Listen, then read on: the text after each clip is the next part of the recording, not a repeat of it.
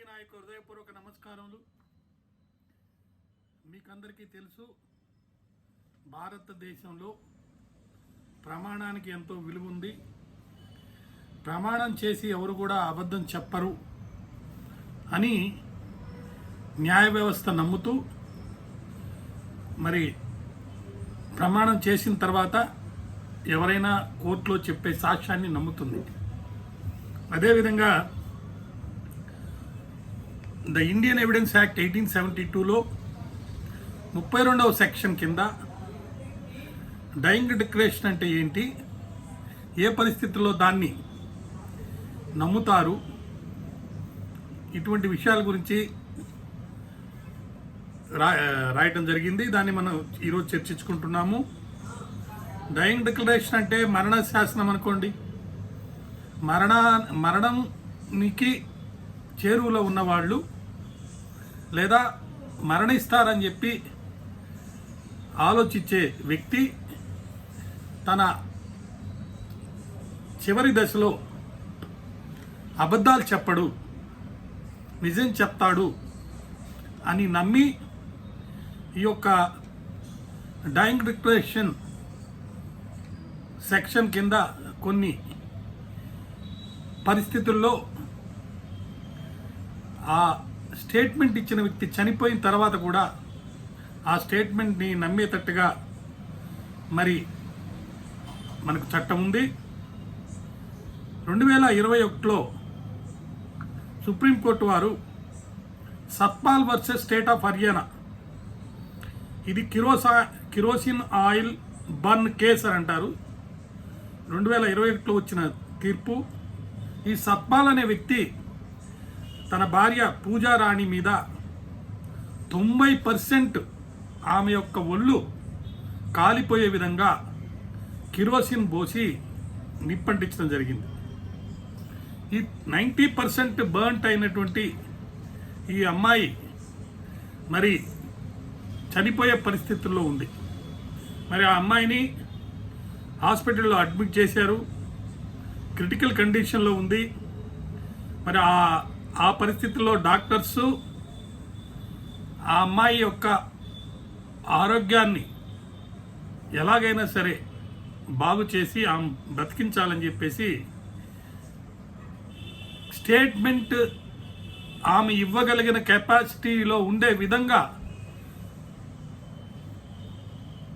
Treatment ఇస్తున్నప్పుడు వచ్చినందువల్ల ఆమె యొక్క డైయింగ్ డిక్లరేషన్ని మేజిస్ట్రేట్ గారి చేత రికార్డ్ చేయడం జరిగింది. ఈ సెక్షన్ 32లో స్టేట్మెంట్ గురించి, డైయింగ్ డిక్లరేషన్ గురించి మనం చర్చించుకునే ముందుగా అసలు ద ఇండియన్ ఎవిడెన్స్ యాక్ట్ 1872లో ఎవిడెన్స్ అంటే ఏంటి అనే డెఫినేషను సెక్షన్ 3లో ఇంటర్ప్రిటేషన్ క్లాజ్లో ఉంది. దాన్ని మనం ముందు అర్థం చేసుకోవాలి. ఈ ఇంటర్ప్రిటేషన్ క్లాజ్లో ఎవిడెన్స్ అంటే ఆల్ స్టేట్మెంట్స్ అంటే మీన్స్ అండ్ ఇంక్లూడ్స్. ఇది ఇంక్లూజివ్ డెఫినేషను, మీనింగ్ ఇచ్చే డెఫినేషన్. అంటే ఎవిడెన్స్ అనే పదానికి అర్థం చెప్తూ ఏ సందర్భాల్లో ఏది ఎవిడెన్స్ అవుతుంది అని చెప్పేదానికి ఈ డెఫినేషన్ మనకు చెప్పడం జరిగింది. ఆల్ స్టేట్మెంట్స్ అంటే ఎటువంటి స్టేట్మెంట్ అయినా సరే కోర్టు కనుక పర్మిట్ చేస్తే, అంటే తన ముందల అంటే ఎవిడెన్స్ కమిషన్ చేత రికార్డ్ చేసేటప్పుడు తన ముందు కాకపోయినా కూడా అది ఎవిడెన్స్ అవుతుంది. అయితే కోర్టు పర్మిట్ చేసి ఏదైతే స్టేట్మెంట్ మౌఖికంగా చెప్పేదానికి అవకాశం ఇచ్చినప్పుడు చెప్తారో ఆ స్టేట్మెంటు కోర్టు ఎంక్వైరీ చేసేటువంటి ఎటువంటి విషయానికి మ్యాటర్స్కి సంబంధించి కనుక అయితే ఆ స్టేట్మెంట్ని ఓరల్ ఎవిడెన్స్ అంటారు, అంటే నోటి ద్వారా చెప్పబడిందని.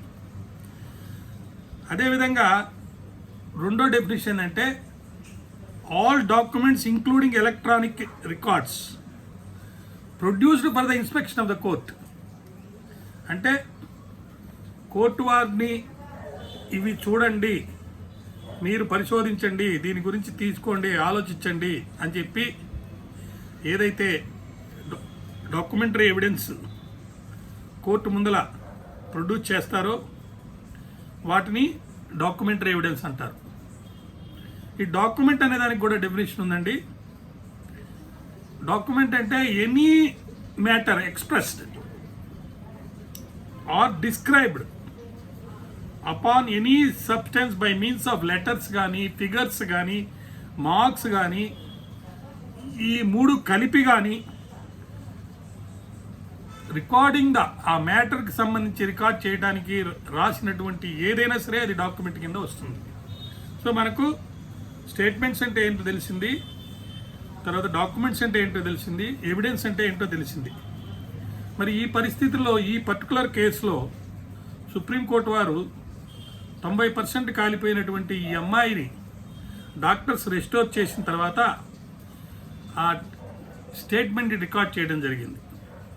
ఈ section 32(1) of the Indian evidence యాక్ట్లో ఏమన్నారంటే రిటర్న్ కానీ వర్బల్ కానీ, అంటే నోటి ద్వారా చెప్పబడింది కానీ లేకపోతే రాసి పెట్టింది కానీ, ఏదైనా ఫ్యాక్ట్స్కి సంబంధించి ఒక పర్సన్ చెప్పినప్పుడు అంటే ఆ ఫ్యాక్ట్స్ కనుక రిలవెంట్ అయి ఉంటే ఆ పర్టికులర్ కేసులో ఆ చెప్పినటువంటి ఫ్యాక్ట్స్ కనుక రిలవెంట్ అయి ఉంటే తర్వాత అతను చచ్చిపోతే ఆ చచ్చిపోయిన వ్యక్తి తాలూకు ఇచ్చినటువంటి స్టేట్మెంట్ బై రైటింగ్ కానీ లేకపోతే ఓరల్గా కానీ చావుకు సంబంధించి తన చావుకు కానీ లేకపోతే ఇతరులు ఎవరికైనా సంబంధించిన చావుకు కానీ సంబంధించి చెప్పినటువంటి విషయాల్ని డైయింగ్ డిక్లరేషన్ అని అంటారు. మరి ఈ కేసులో ఈ భార్య సత్పాల్ గారు పోసినటువంటి కిరోసిన్ వల్ల తను కాల్చినటువంటి ఈమె 90% మరి కాలిపోయి స్టేట్మెంట్ ఇచ్చేదానికి కెపాసిటీ కలిగి ఉండి స్టేట్మెంట్ ఇచ్చినందువల్ల ఆ స్టేట్మెంట్ ఏదైతే ఓరల్ అయినా రిటర్న్ అయినా బై కాండక్ట్ కొన్నిసార్లు చెప్పలేకపోతారు, రాయలేకపోతారు, సైన్స్ ఇచ్చి చెప్తారన్నమాట. అయితే మనకు అర్థమయ్యేటట్టు తన చావుకు సంబంధించి కానీ ఏదైనా ఒక చావుకు సంబంధించి చెప్పినప్పుడు, చావు కారణాలు ఏంటి చెప్పినప్పుడు, ఏ పరిస్థితుల్లో తను చచ్చిపోయారు అని చెప్పినప్పుడు, తదనంతరం ఒకవేళ ఆ చెప్పినటువంటి వ్యక్తి కనుక చచ్చిపోతే అప్పుడు దీన్ని డైయింగ్ డిక్లరేషన్గా తీసుకుంటారు. మరి అలా డైయింగ్ డిక్లరేషన్గా తీసుకున్నప్పుడు ఇది ఎంతవరకు అడ్మిసిబుల్ అని అంటే ఆ చచ్చిపోయిన వ్యక్తి చెప్పిన సాక్ష్యం అంటే స్టేట్మెంట్ రిలవెంట్ మ్యాటర్స్కి సంబంధించి చెప్పింది కాబట్టి అడ్మిసిబుల్ అవుతుంది. దాని మీద బేస్ చేసుకొని కన్విక్షన్ ఇవ్వచ్చు అని ఈ కేసులో తీర్పు ఇవ్వడం జరిగింది. అయితే కొన్ని సందర్భాల్లో ఆ స్టేట్మెంట్ ఏదైతే ఇస్తారో దానికి కాంట్రాగా నమ్మశక్యం లేనటువంటి ఎవిడెన్స్ ఉండి మరి ఒక రీజనబుల్ డౌట్ కనుక కోర్టు కనుక వస్తే అప్పుడు ఈ అమ్మాయి ఎవిడెన్స్ డాక్టర్స్ రెస్టోర్ చేసి 90% ట్రీట్మెంట్ వచ్చినా కానీ క్యాపబుల్ అయ్యే విధంగా స్టేట్మెంట్ ఇచ్చే క్యాపబుల్ వచ్చినప్పుడు మ్యాజిస్ట్రేట్ గారు హాస్పిటల్కి వచ్చి ఈ కేసులో రికార్డ్ చేశారు కాబట్టి ఆ అమ్మాయి ఇచ్చే స్టేట్మెంట్ని నమ్మి దీనికి కాంట్రా ఎవిడెన్స్ ఏది లేదు కాబట్టి కేవలం డైయింగ్ డిక్లరేషన్ మాత్రమే నమ్మి శిక్ష వేయడం జరిగింది. దీన్ని కిరోసిన్ ఆయిల్ బర్న్ కేసు అని కూడా ఇప్పుడు చెప్పుకుంటున్నారు. తర్వాత ఈ సత్పాల్ ఫైల్ చేసినటువంటి అప్పీల్ ఏదైతే ఉందో దాన్ని కొట్టివేయడం జరిగింది, ఈ శిక్షని కన్ఫర్మ్ చేయడం జరిగింది అన్నమాట. కాబట్టి dyeing declaration is admissible, it's a good evidence.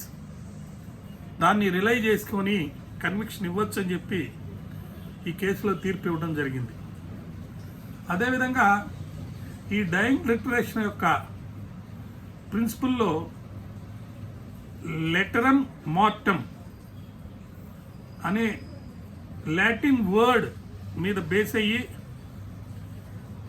ఈ కేసుకి సంబంధించి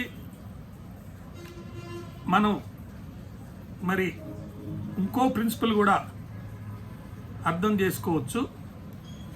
వర్డ్ సెట్ బిఫోర్ డెత్ అంటే చనిపోయే పరిస్థితుల్లో ఉన్న వ్యక్తి ఇచ్చినటువంటి స్టేట్మెంట్ చచ్చిపోయిన తర్వాత అది హియర్సే కాదు, అది అడ్మిసబుల్, దాన్ని బేస్ చేసుకొని కన్విక్షన్ ఇవ్వచ్చు అని చెప్పడం జరిగింది. అదేవిధంగా ఈ డయింగ్ డిక్లరేషన్ ఇచ్చేటప్పుడు మేజిస్ట్రేట్ డయింగ్ డిక్లరేషన్ రికార్డ్ చేసేటప్పుడు ఈ పర్టికులర్ కేసులో రిలేటివ్స్ అక్కడ ఉన్నారు.